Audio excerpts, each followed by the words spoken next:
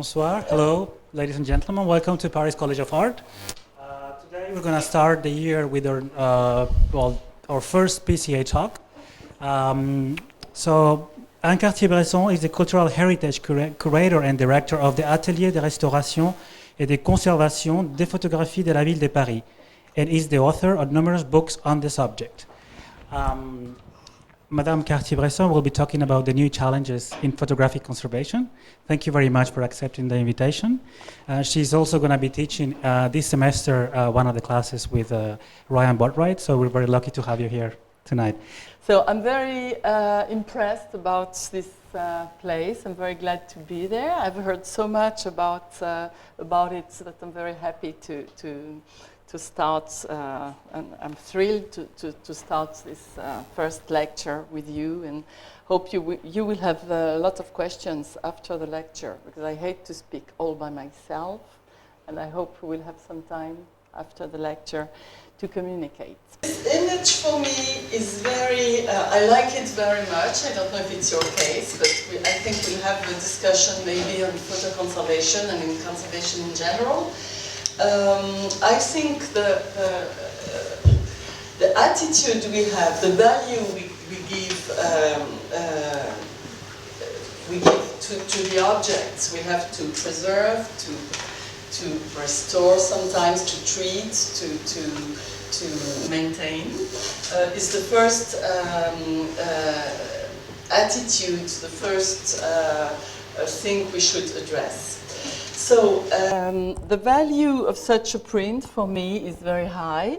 Maybe you would say it looks like a very badly washed photograph or a salt paper print which went through the age, through the periods, the years with many problems of conservation.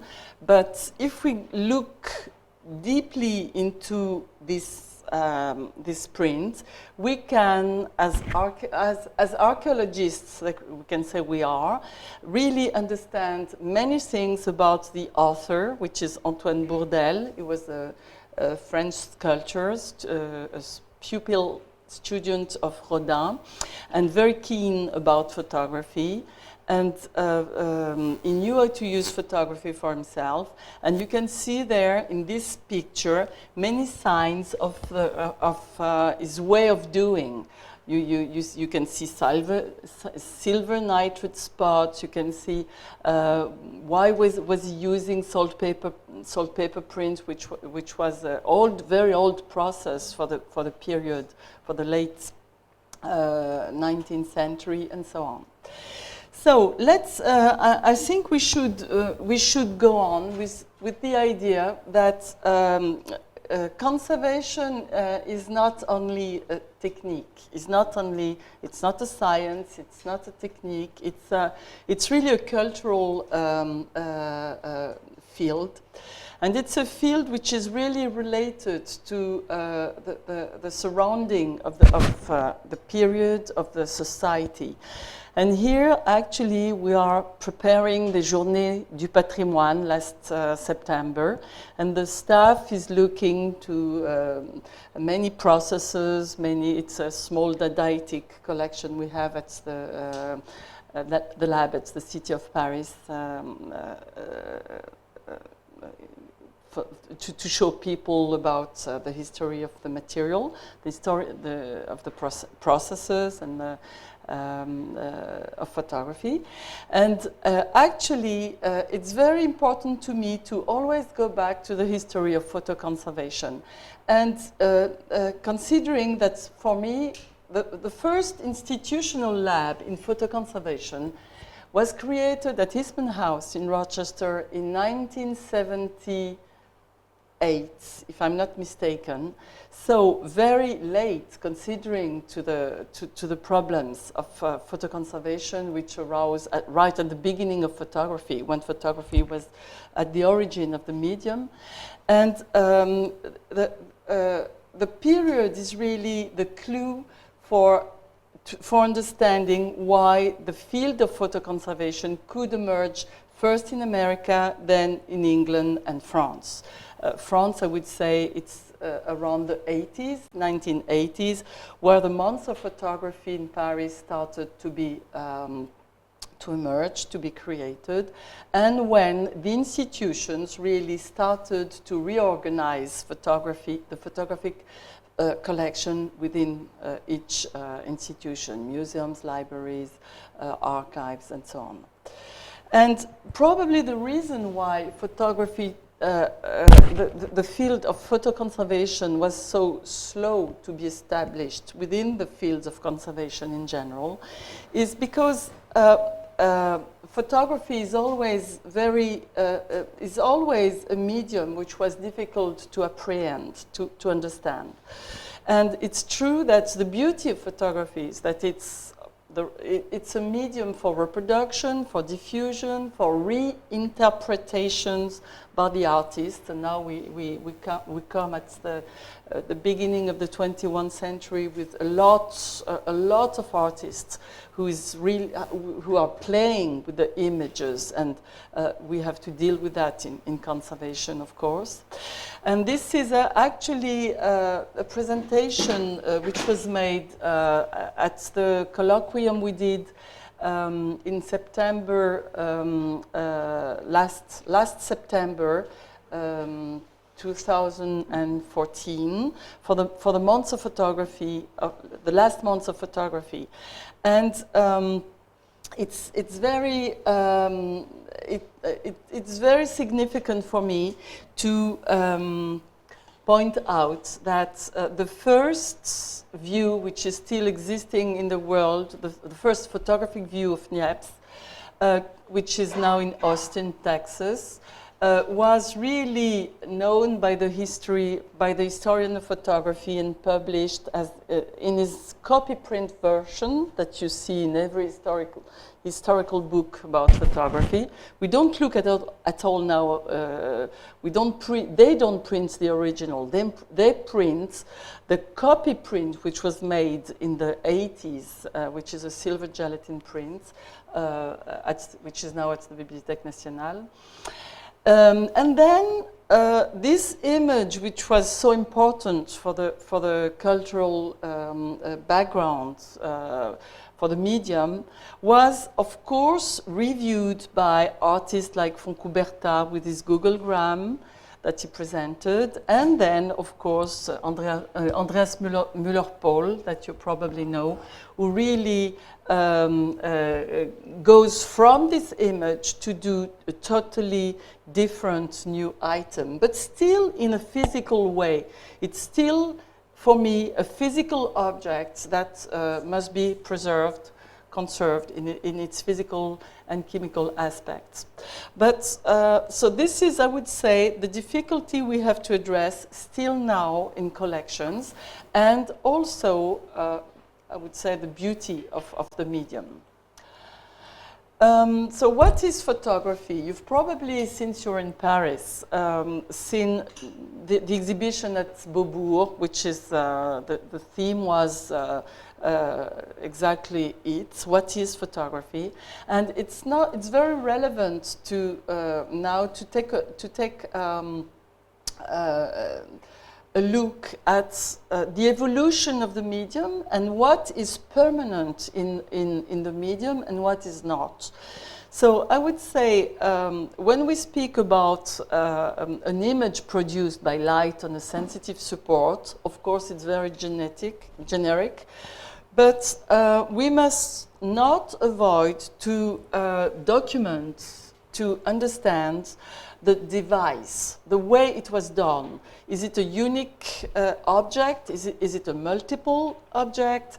Is it coming from a negative or a matrix? Or is it like here, like the Claire Chevrier work, an object which is really made in a kind of the making of, the gesture, the performance to do this print was as important to her as the final result.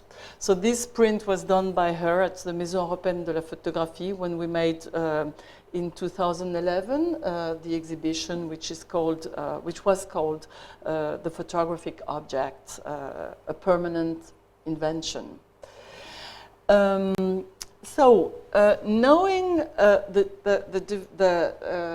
the device of production is absolutely important to when you have to deal with the conservation of those collections. You should know that here Patterson, when he sold this print to the Musée Carnavalet, this print came from a pinhole negative that he did, a very beautiful work that he did at the Jardin du Luxembourg in Paris. And it's when you speak with him, we should always understand why he was recreating this technique of the pinhole photography, why it was in the 80s important for photographers to go back to the history of photography and find and renovate by a gesture which renovates the medium, renovates the way to look at the prints. And all this should be absolutely understood by conservators and curators, of course, as historian of the material historian of photography. So this is Franz Scully. Scully and Osterman are very good photographers, very aware of the technical, historical processes, and they were part of this renovation of the historical processes in the which arose in the 80s or 90s, a little later for them maybe the 90s. And here they are recreating with a camera very close to the Talbot camera, a work in homage à Talbot. I'm sorry. So why should I discuss that with you in a lecture on conservation? Again, because photographers, artists, people who are really creating the objects, creating the work, are the ones which are the most important to us. To teach, to understand, to know what we should preserve, how we should preserve, and why we should preserve. And actually, Mark Osterman is really part of the teaching staff at George Eastman House for the conservation programs which were done there at the time. So, what is a photograph? Going back to the exhibitions which were on the subject, characterizing a photographic object is not always so easy.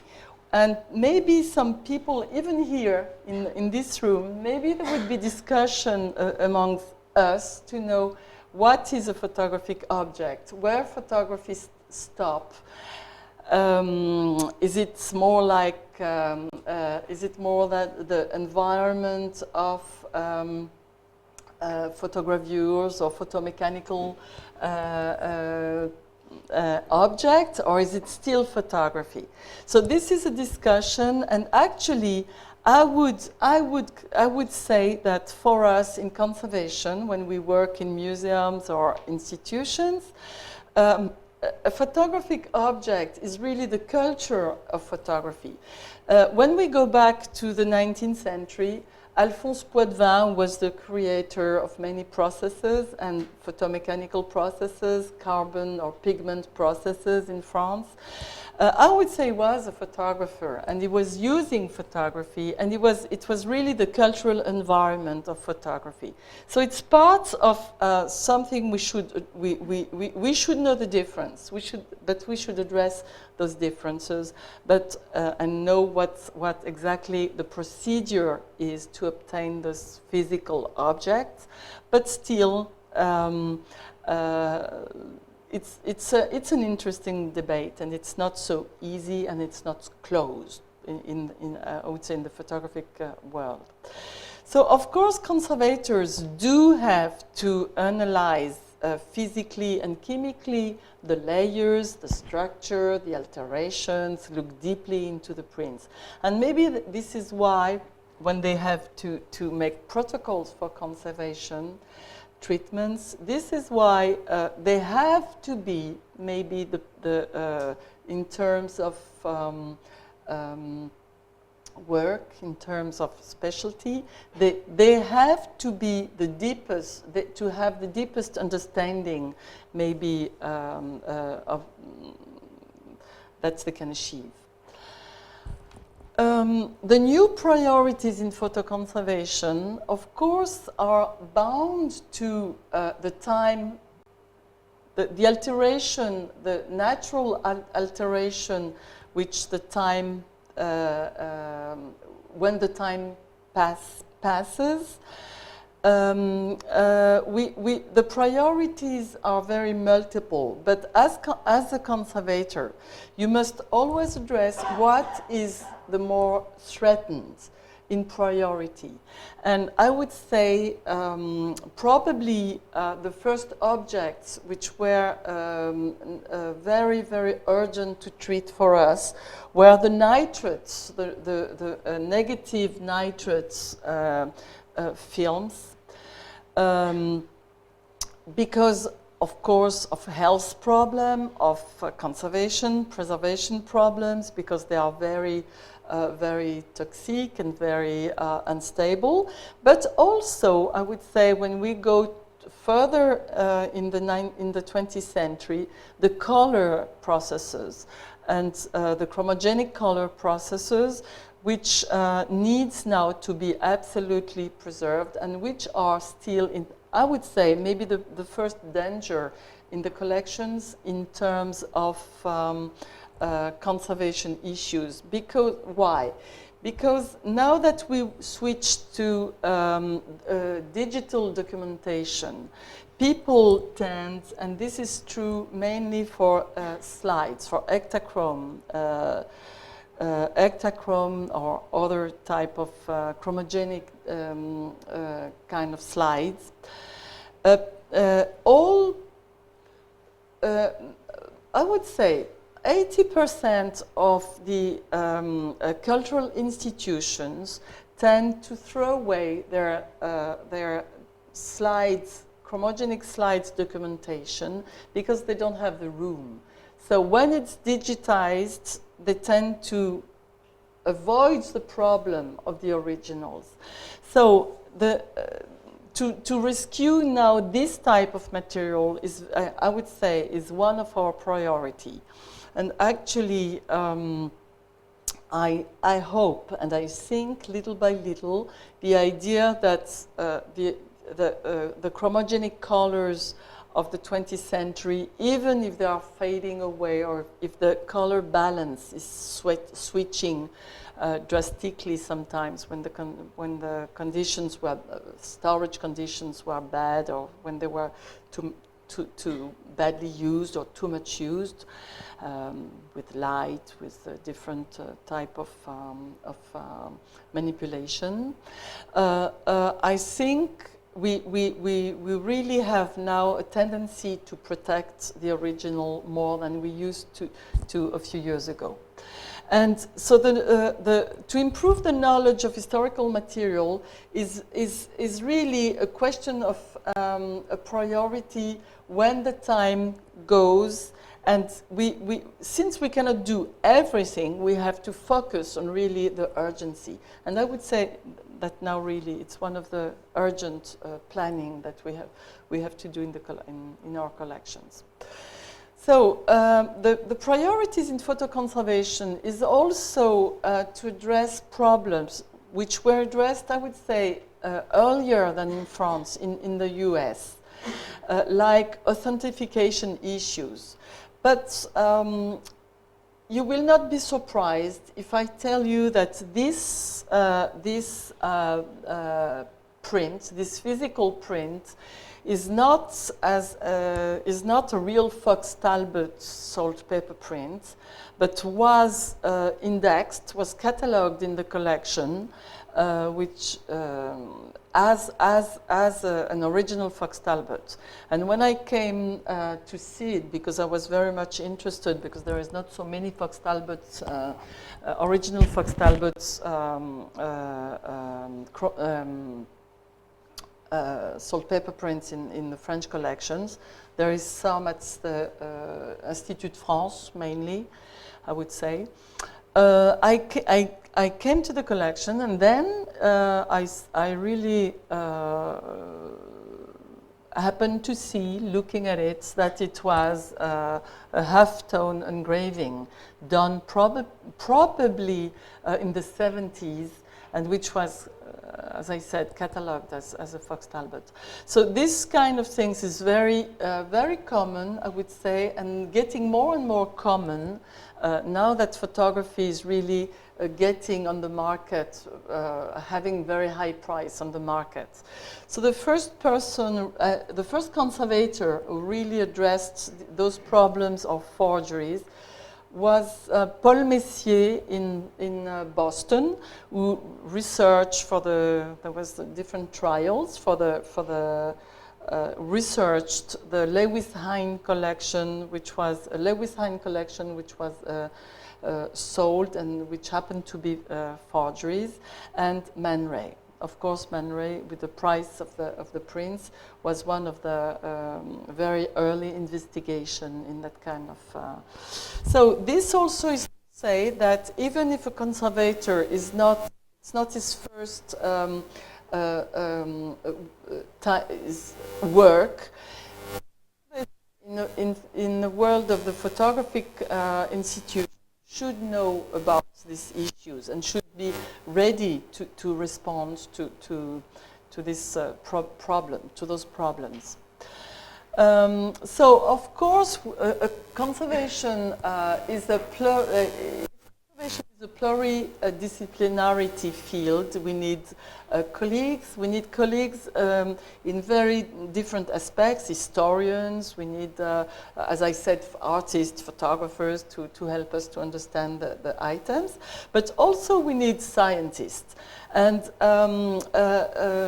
some in those research on characterization of the prints, we have a great help from scientific research labs in France, of course, and in the US also. And many collaborations now tend to be established between the scientific labs and conservators. And we did a course at the Institut National du Patrimoine a few years ago, which started this kind of collaboration with the Getty Conservation Institute.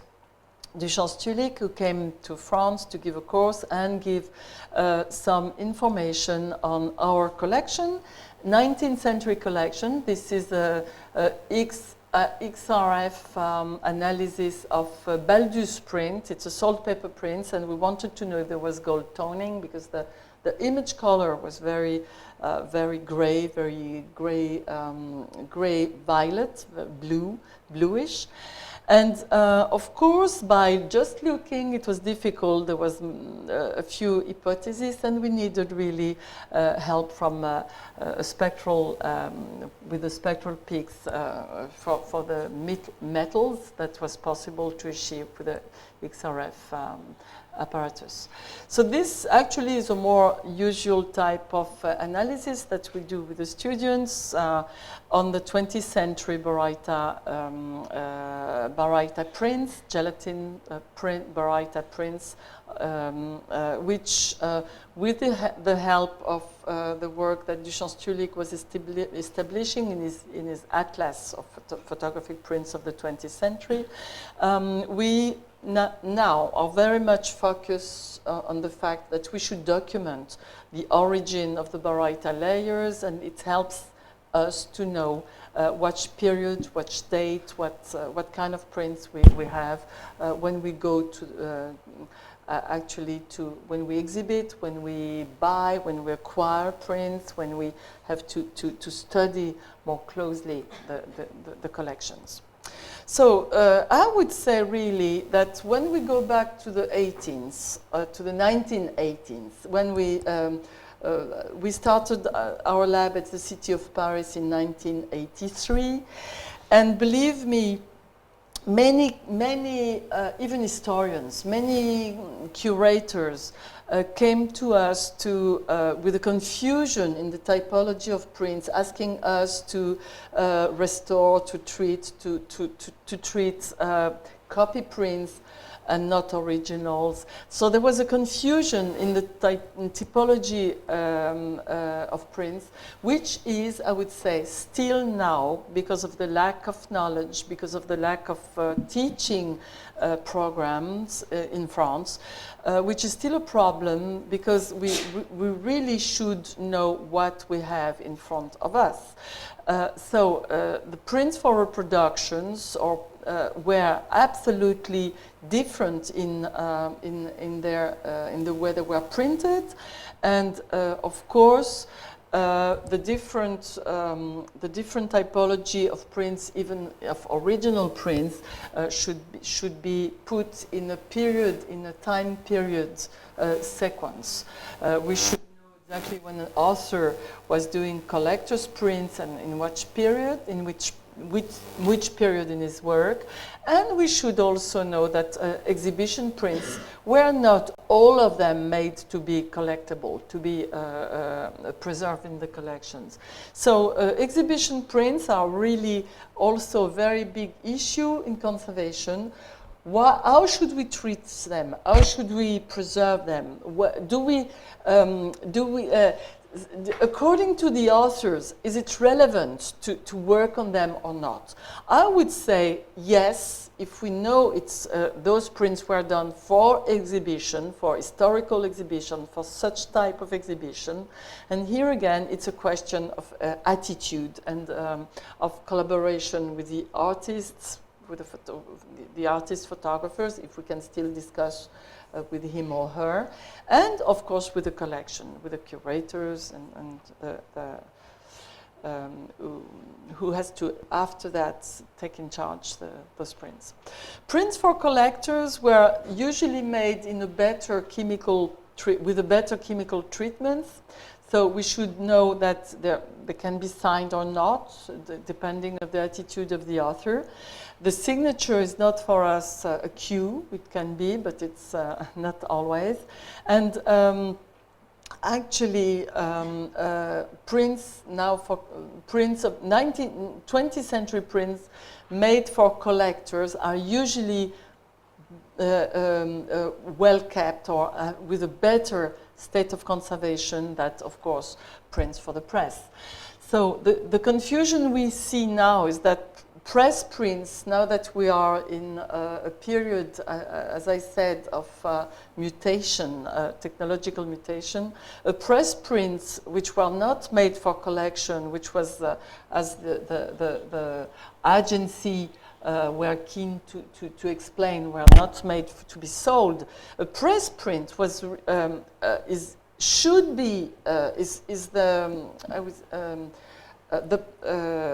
the possession of the author. It's never the possession of the press, of the newspaper who used it.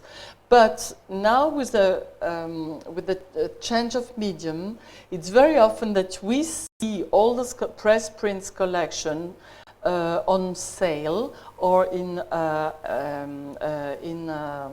at auctions, and this is a problem because it's true that they gain value with the time, because it's silver gelatin prints. Some were not, some with RC plastic papers, but before the 60s, the 1960s, very often a very good quality type of printing, and now they come to the markets. Even if we don't want it to, it's a fact. So what's the attitude we should have? It's different. It's really many different institutions have many different attitudes with that. Libraries would tend to be more interested in the image and then to avoid the fact that it's a press print, or to exhibit it as an original. Going back to the treatments, of course, the priority for us, considering the very large amount of collections, within the city of Paris, we tend to say that we have more or less 13 million photographs within all the institutions, museum, libraries, archives. So, of course, preventive conservation treatments, preventive restoration is the priority. Why? Because we must, of course, prevent future restoration. Our aim is to avoid restoration. We hate restoration. We don't want restoration. When we do restoration, it really means that something was wrong in the institution. But of course, many things can be wrong considering that photography started in 1839. So of course, we were not, we don't assume that from 1839 to nowadays, everything was perfect. And of course, establishing the priorities I was speaking of before. We only speak of priorities. We cannot go to luxury. Luxury is for very special research or exhibition projects, like Le Gray, like, you know, the treasures of. But this is not the everyday life, everyday work we have to do. So, of course, the methodology is the same for every object, photographic objects or other objects. We go to first assessment, condition assessment, conservation surveys. Here you see someone working on the color plan. We have a color plan, as I told you, a nitrate plan, a color plan. And here she's working in the Fonds Municipal d'Art Contemporain of the city of Paris, which is a little bit the equivalent of the FNAC, which is the Fonds National d'Art Contemporain in France, which aim is to buy prints, as far as the photographic part of it is concerned, to artists, to help the artists nowadays. So to acquire the very, very contemporary artistic objects of the time. So that means that we have, of course, contemporary doesn't mean anything because it started, the Fonds Municipal d'Art Contemporain started in the early 19th century. So what was contemporary in 1910 is not contemporary today. So it's a very good marker of the evolution of the processes. So this is in the Musée Carnavalet section of the photographic section department, and here the conservator is surveying. She's doing the assessment of the color and digital collection.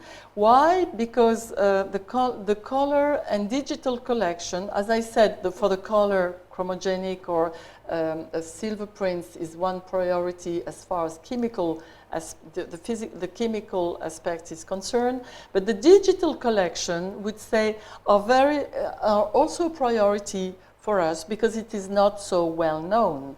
And it's very also specifically because it's very intensively exposed, used in exhibition, and the sensitivity of those materials should be monitored, should be controlled, and should be absolutely monitored. So, of course, this is the part which is also maybe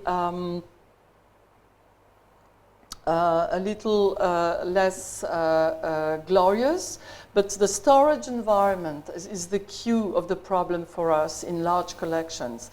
So we really have to explain to the different type of institution that we need to gather means to have black and white condition storage facilities, color storage facilities, and and nitrate, of course, because the nitrate films is a separate problems that we should address separately. So we have 3 levels of sensitivity for the collection, and the aim of those assessments is really to try to do a logical proposal to gather technical specifications we need for each typology of collection. So I would say new and old new is old and old is new. Of course, the deontology, the methodology we apply to contemporary photography or prints or negatives is the same that we established for conventional photography, for silver prints and for more traditional treatments. So the issues, deontological and technical aspects. Technical aspects may change. The medium the product we will apply, the medium can change, but the deontology and the methodology is the same. So of course we have now to adjust to the new artifacts. And the large format issue is since I would say the 1980s is a very big issue, because we have really to try to find alternative treatments and mounting procedure acceptable for the artist. Here is a Stéphane Couturier large print, which is owned by the Musée Carnavalet, which was exhibited lately. And conservators must absolutely work with people, industries, and people involved with mounting procedures in commercial or plants. So sometimes it's very, very much acceptable. And here, actually, I'm glad to say that Stéphane Couturier was really willing to have a good conservation mounting procedure, and he accepted the fact that it was not so dense, so the print was not so well lined, but with a little. He accepted the little flaking, considering that it was better for conservation. But another photographer may not accept it, and this is another. Of course, this will be another issue. So monitoring is really the key problem for us. It's very important to be able to follow those new kind of paper prints, not only in exhibition, but in the dark storage facilities. So we have to keep the record of those object with the colorimetric measurement, which is what we have, which is the most easy for us to maintain. Okay, so exhibition is a very large, is a very big pressure.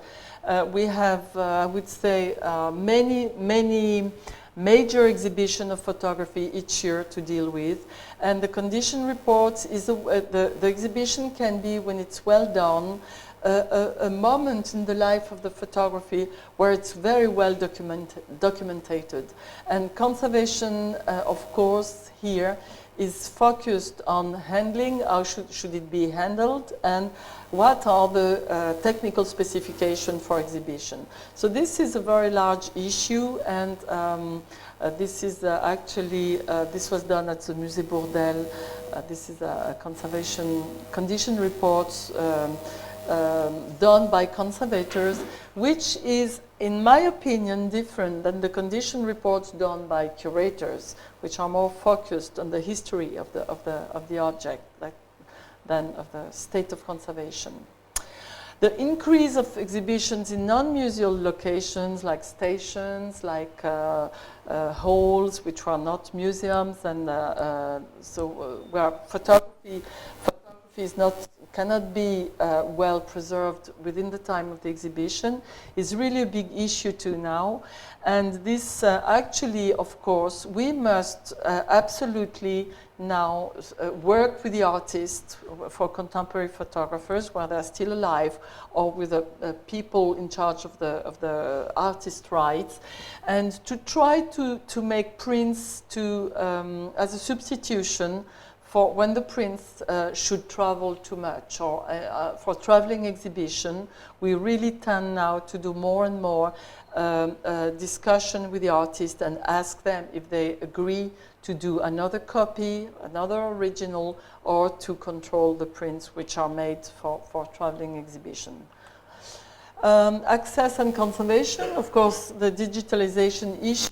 To digitalize, as I said before, a collection is not to preserve the originals. So we must absolutely fight not to be forgotten in this procedure, and that's the conservators or the conservation conservators, sorry, should be part of the process. We must absolutely do some specification, physical, chemical specification for handling, for and after for the digitalization procedures. If our work is really not to digitalize, because this is another field, we must work also here with the people who are in charge of the process, and we must really do what we can to maintain the quality of treatment for the original before, during digitalization, and after the procedure. So the need for specialized training in photo conservation, of course, I spoke to you before about the program of INP, l'Institut National du Patrimoine. And of course, now, those last years, the program is still involved with very traditional photographic items like autochrome plates here. Stephanie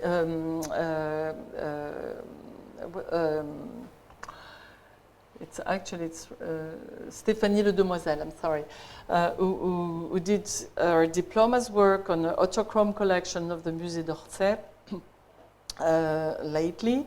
But also we must give path to the newest items. And here we have Alexandre Michan, who did a very good master in photo conservation, working on the restoration of the Huyghe et Parenot video of a video projection of the project No Ghost, Just a Shell, which is owned by the Musée d'Art Moderne of the city of Paris. So I would end there because the time, I'm sorry, I'm a little long. But the need for documentation for us is really absolutely also a priority. Documentation before we acquire the prints in the acquisition committees of the city. We really need to have information about what we buy. And now it can be very tricky. Here there is a Yves Trémorin hommage à Clérambault. Another homage. Clérambault was a photographer late 19th century. And it's a chromogenic print on aluminum done from a digital file made through scanning electronic microscope. And if we don't have this information, the work is not relevant. It's not relevant to buy. It's not relevant to keep. So this is absolutely what we focus on, to have a lot of information from the artist, from about the making of the print. The last example will be this Kertész print from my window, very well known. The original is a Polaroid print. So unique print, of course. And then at the Maison Européenne, when we went through the Polaroid of Kertész, that's what we saw. This was a Cibachrome made after the death of Kertész. Kertész died in 85. This was sold by his gallery, which is also son ayant droit, right holder of Kertész. And actually, so to me, it's a reprint. It was sold as an original print because it was made through the original Polaroid prints. Okay, so this confusion is something which we have to address, and maybe you would say it's like we spoke about archaeology. Maybe it's once again the beauty of photography is that it's complex, but we must really be very very keen to with the vocabulary and use a same language between all of us. Photographers, conservators, historians, and so on. So thank you very much.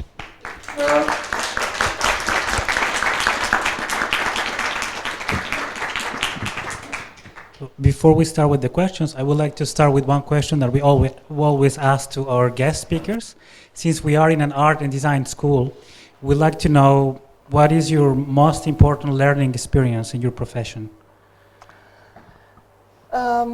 Actually, maybe what I said here today, what I prefer in my teaching experience, I teach a lot the analysis of the collection. I didn't speak about the fact that for me a print or a negative, a print, a photographic object should be also always put in a context.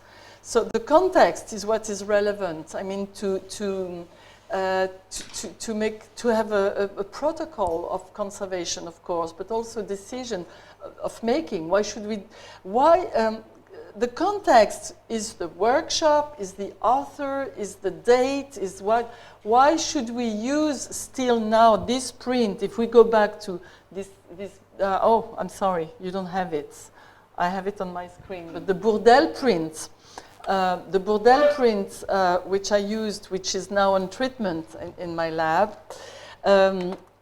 Why should we absolutely keep the original? Is really what I prefer to teach.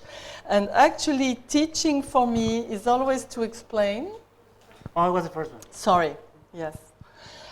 Is always to explain that conservation. Is not the big deal. Is not. I would say it's not a technical action. It's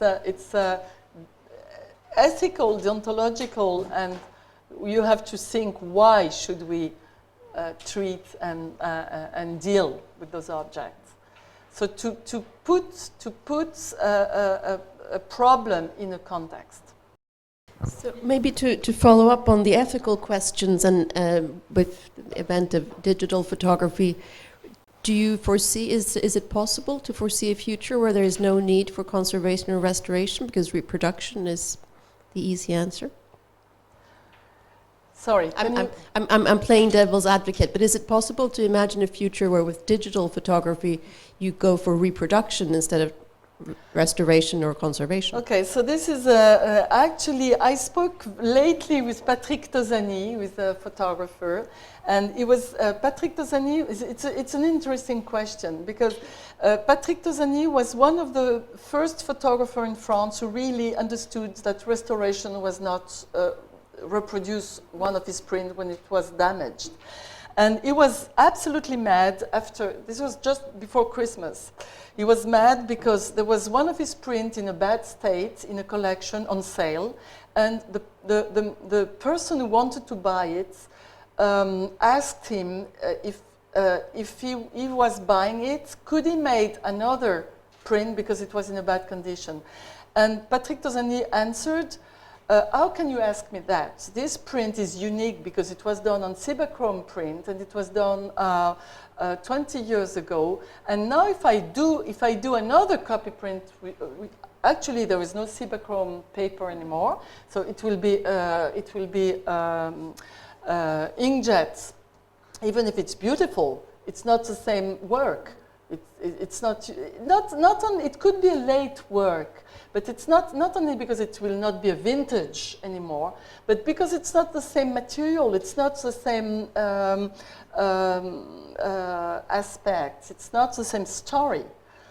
And so the answer, I was very glad that he called me to tell me this story, telling me, so please go on. And I told the collector, please go to a conservator. If it's in a bad state, maybe it's dead. Maybe the print is in such a bad state that you don't want to treat it. You know what Grant Romer at George Eastman House, which we are some of us here to know, he used to say, this photograph is dead. Maybe it can be dead, but if there is still a beauty in it to maintain, historically speaking, we must keep this print, which was done at a certain time for a certain aim. Thank you.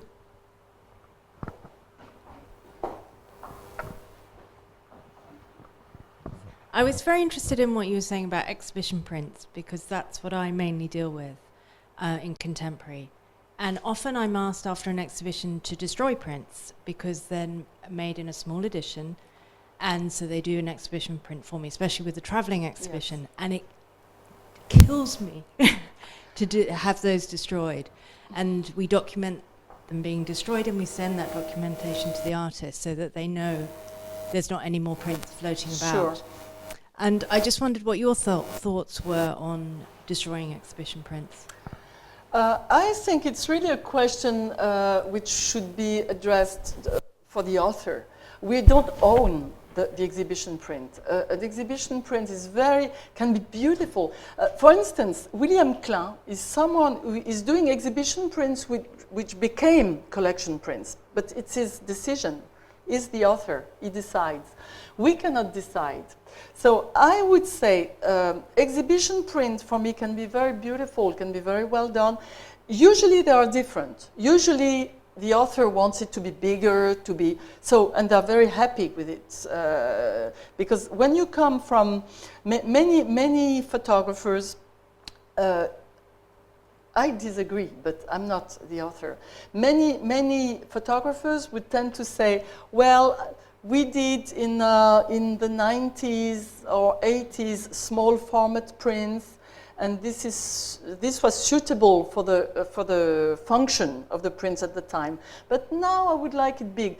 Like if you see the Bruno Barbet exhibition at the Maison Européenne, actually he decided himself that he was using his images, the images of the 80s, 90s, make it big, make it for exhibition. It's his decision. You like it or you don't, but he decides it's better this way to put it as an exhibition print bigger. For me, I'd rather have an exhibition with his prints of the Vietnam War period done at the Vietnam War period. But this is my historical attitude with his work. So I'm sorry to say that I cannot answer because it's really it's very subjective. But what I would say is that as conservators, we must respect the author's decision. But we must also, even if the author doesn't want it, keep the record. Know that it was done in such period, that it's not the vintage prints, and that it comes from something else. So I would say everything is acceptable to me if it's controlled and decided by the author of the image, and if it's well documented. Well, the information is there for the public. Okay, thanks. Well, I have another one if I've got the microphone. You mentioned this print, and you didn't know why he was using that salt print so late on in the 19th century. Do you have any? What clues do you have that he did? Why he used that? Yes, it's a very, very interesting collection. And Bodell actually, he was using, my guess, because, I'm sorry, he didn't write about it, right? But when you see about what he was doing, he was not so rich. A salt paper print was easy to do in those periods. A salt paper print is really the easiest printing technique you can use. When you are in your kitchen and when you're a sculptor, he was a sculptor, he was really interesting by the documenting his work, his sculptural work, his sculptures. And the salt paper print process came back in fashion at the turn of the century for amateurs. It's a late use of the process. It's not so uncommon. But it was not well done. You see that he has those fingerprints, those silver nitrate blue. So it was done quickly for him. And it was also a matte process, which is very artistic. This is faded now. I like it faded. But I like it because it's like a phantom. It's like something which is vanishing. It's the time. I'm very happy that the curator will put this series on our exhibition that she's preparing now.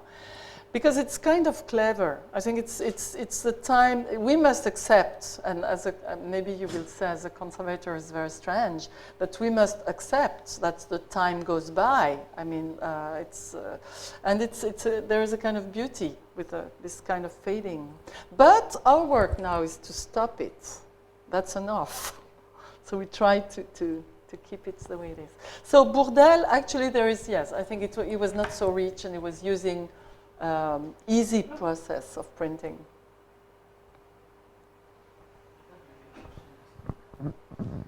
I got a question about the work you do at the Atelier de Restauration et de Conservation.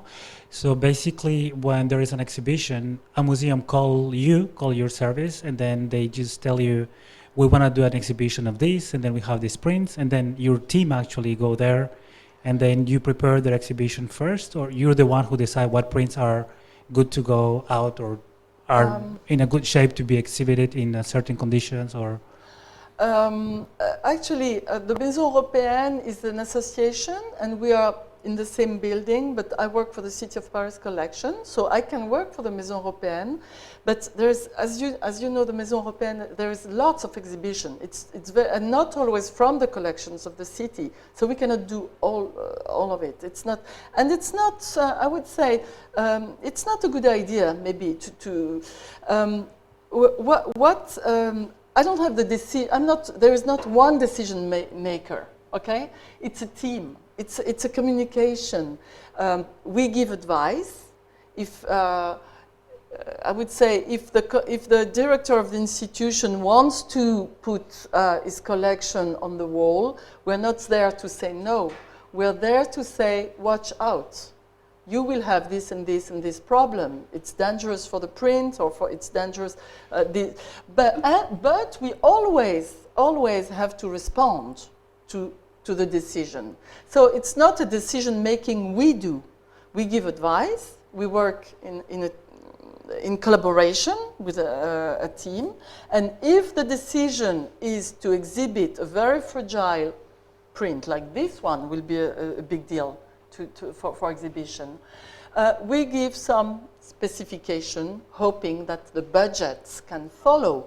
If the budget doesn't follow, conservation is quite expensive in a way. If we want to do it well, very well, means we have to control the environments, the cases, the framing, do restoration work. We have to do, if we want to do properly an exhibition without damaging the collections, we need a budget. If you don't have the budget, please don't do it. But the decision is the people the directors of the institution. I think it's also good to remind the students and the people here that they can visit actually the collection during the Journée du Patrimoine. And it's a good opportunity for them to go and visit those collections that they're not open to public normally. Any other questions, or maybe, well, I'll invite you. Do you have a question? No. No, I was going to say if those were a bit shy, they will have questions when we're upstairs. Yeah, maybe we can just. I invite you all to go upstairs. There's some wine, so we can just very maybe good. talk a little bit more upstairs. Very nice. Thank you very much. Thank you. Thank you.